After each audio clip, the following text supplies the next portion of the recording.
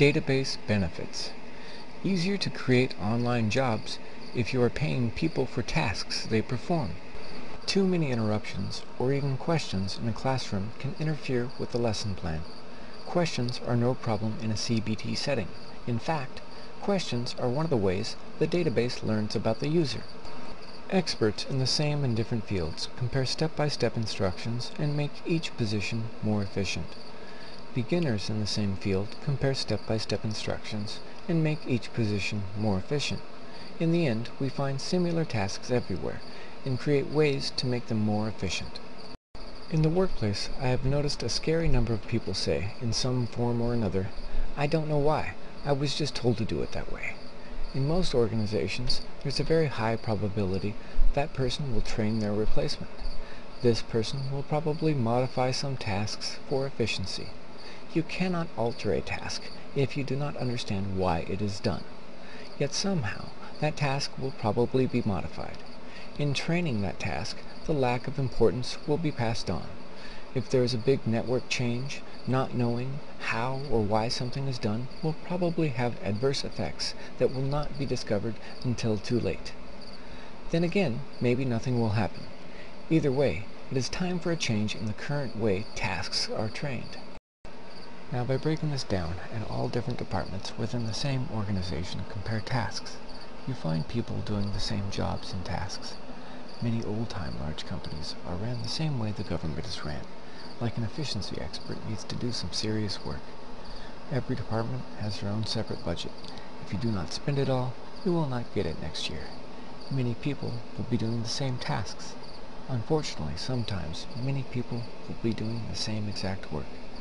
I remember typing in store list into a shared drive in the office. Pages and pages of store lists came up. I opened many of them to find out that only one I had checked was accurate. Countless employees were being paid to do the same job incorrectly.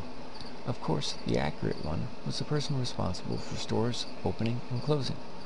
I figured that this person would have the most up-to-date list, so I made this list the one everyone else refers to. Then you will have different departments within the same organization working on the same project. Sometimes the departments are completely unaware. Sometimes both departments purposely exclude the other department from meetings and information. Even if the bosses try to combine the ideas, it is nothing like what would have been created if they had all worked together. They paid for the superior product, only to receive an inferior one. Also, by combining both teams, you will need less people. So if they worked like they worked for the same company, they would have had a superior product for less money. Once you adopt a methodology and pay your employees by task, you are much less likely to double pay people or departments again. You cannot expect employees to do a good job if they are not trained to do that job specifically. Too many times, people are just thrown out onto a job with little to no training, and at the same time, changing careers takes much longer than it should. With changing technologies, your career could be obsolete tomorrow.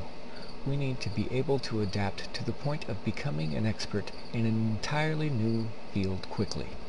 Many different people in different positions will collaborate, sharing current and past related projects, saving each other much needed time in transitions to come. Collegiate shared knowledge database over a secure intranet. Intranet site is source for updates and downloads of CBTs and educational database. Language database. Sort by grade. Boolean search. Linked to embassies. Talking dictionaries. Play, repeat. Repeat parts. Slow. See native speakers' lips moving. And add other words to make phrases or a sentence. This works great for practice and travel. Group discussion by blogging. Normally many voices go unheard. Not with this format. Everyone is given the chance to speak. Everyone is given as much time as they need to respond intelligently. Teach people to be proactive rather than reactive. Teach how to have a discussion. Listen and understand the other person's perspective, then make an informed decision. College education. Here is where there is a heated debate in the education community. How much can you learn from a computer? Recently, even Ivy League colleges have been offering online courses. I have been waiting for this. What if you video record your online professor's courses for the whole year? Pick a course you know will be offered and offer the same material next year. Could you not just play the recorded course? I say to you then, what is the difference? If the difference is that the professor is available to email for questions, we will provide someone with at least a master's degree for answering emails to that specific topic. What I am offering will be far superior to just online courses. College education through CBT. I have a friend working in nuclear X-ray. You almost have to go to school as long as a doctor. He has to memorize important, useful job-related information. At the same time, he has to memorize information he will never use. It is not as if there is a shortage of job-related information to be tested on, train further, and/or additional certifications to acquire. There is not enough focus on hands-on training or actual work ethics at the university or even high school level. I have trained many people right out of school. Some were very good employees, but that was not usually the case. Usually they did not fully understand the importance of punctuality or putting a full day in. Hands-on training was foreign to them. I never understood why there was not more hands-on training in schools. When done correctly, the customer gets a far superior product at a lesser price, and the school generates additional income. Qatar, Education City. This is a place that will probably be open to my ideas involving education.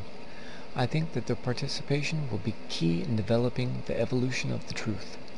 This is a place that once the database is created can afford to truly ensure the world has a copy. This is a place that their pursuit for education and the truth will change how medicine is taught in the U.S.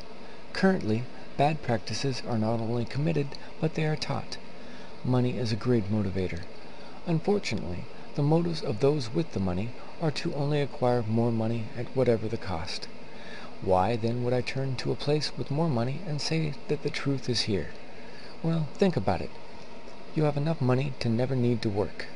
You will never want for anything. If you have interest in learning medicine, it will not be for money.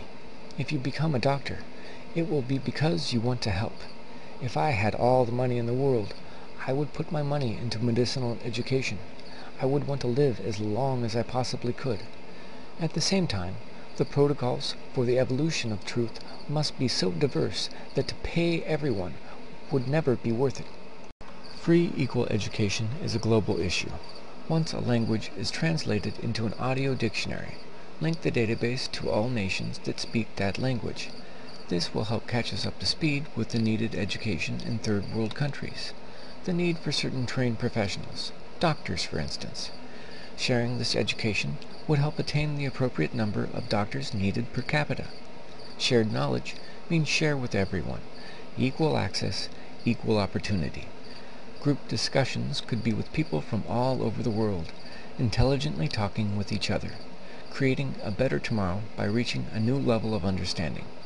When teaching history of the Spanish-American War, for example, we could have the American, Spanish, Chinese, and Greek perspectives.